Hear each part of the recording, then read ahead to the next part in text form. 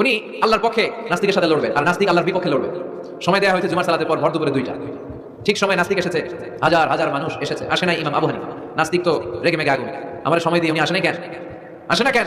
আধা ঘন্টা, 1 ঘন্টা, 1.5 ঘন্টা চলে যায়, আসে না। প্রায় 2 ঘন্টা পরে ইমাম আবু হানিফা দৌড়ে দৌড়ে আসলেন। নাস্তিক বলে, আপনার তো সময়ের কোনো জ্ঞানই নাই, আপনার সাথে কোনো তর্ক চলবে না। ইমাম আবু হানিফা বললেন, ইনদি আযর, আই হ্যাভ অ্যান এক্সকিউজ, আমার একটা এক্সকিউজ আছে। কি এক্সকিউজ? সেদিন ইমাম আবু হানিফা বললেন, আমি যখন ঘর থেকে বের হই, এই পথে আসার সময় আমাকে একটা নদী পার হতে হয়। কি পার হতে হয়? আজকে যে দেখি নদীর সামনে কোনো নৌকা নাই, মানুষ নাই, কেউ নাই, কেউ নাই। হঠাৎ দেখলাম নদীর পাশে বিশাল একটা বড় গাছ, গাছটা এমনি এমনি 2 ভাগ হয়ে গেল। গাছ থেকে এমনি এমনি কাঠ আর তক্তা বের হয়ে গেল, তক্তাগুলো এমনি এমনি জোড়া লেগে নৌকা হয়ে গেল। ওই নৌকা এমনি এমনি নদীর মাঝখানে এসে পড়লো, আর আমি উঠে বসলাম। মাঝি ছাড়া, লোকি বৈঠা ছাড়া নৌকা আমার এক টান মেরে নদীর ওপার নিয়ে গেল। এই কাজগুলো হতে হতে 2 ঘন্টা লেগে গেছে। কয় ঘন্টা? নাস্তিক কয়, তোকে ইমামের মাথা খারাপ। নাস্তিক কি বলে, তোদের ইমামের মাথায় সমস্যা। ইমাম আবু হানিফা বললেন, আপনি এই কথা বললেন কেন? আমার মাথা ঠিকই আছে, আপনি আমার গালি দেন কেন? নাস্তিক বলে, এমনি এমনি গাছ ভেঙে 2 ভাগ হয় নাকি?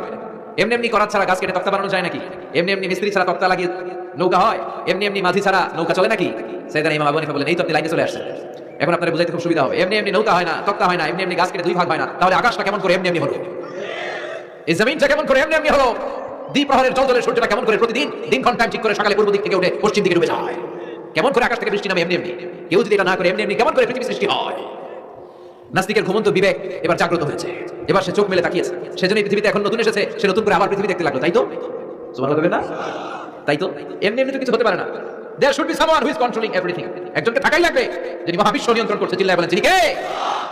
নাস্তিক অবাক, তাই তো, আসলেই তো আমি একটা বোকা, আসলে আমি হারাম, আমি তো এইভাবে কখনো ভাবি নাই। ও ইমাম, আপনাকে শুকরিয়া, আপনার হাত দেন, আপনার হাতে চুমু খাই, আপনার হাতে হাত রেখে আমি শাহাদা বাক্য পাঠ করতে যাই, আপনি আমারে পড়িয়ে দেন লা ইলাহা ইল্লাল্লাহ মুহাম্মাদুর রাসূলুল্লাহ। কালিমা পড়ে মুসলমান হয়ে গেলেন। আল্লাহু আকবার।